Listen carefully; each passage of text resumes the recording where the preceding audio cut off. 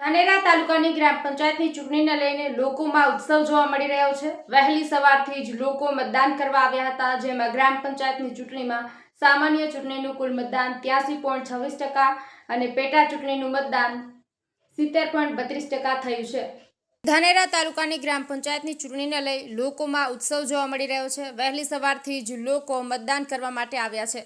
આજે ગ્રામ પંચાયતની ચૂંટણીમાં સામાન્ય ચૂંટણીનું કુલ મતદાન 83.26% મતદાન થયું છે અને પેટા ચૂંટણીનું મતદાન 79.32% થયું છે।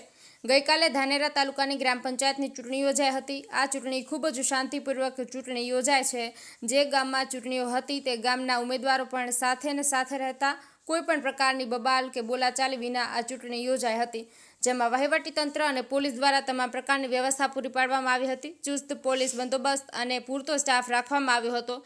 આ વખતની ચૂંટણીમાં લોકોએ પણ ઉત્સાહભેર મતદાન કર્યું હતું। હવે જોવાનું એ છે કે કયા ગામમાં કોણ બનશે સરપંચ। હાલ તો તમામના મત પેટીમાં પેક થઈ ગયા છે। તારીખ 25ના રોજ મતગણતરી બાદ જ ખબર પડે કે હવે કયા ગામમાં કોણ બન્યું છે સરપંચ। હાલ તો એકબીજા ગામમાં ઉમેદવારો પોતાના મતની ગણતરીઓ કરી રહ્યા છે।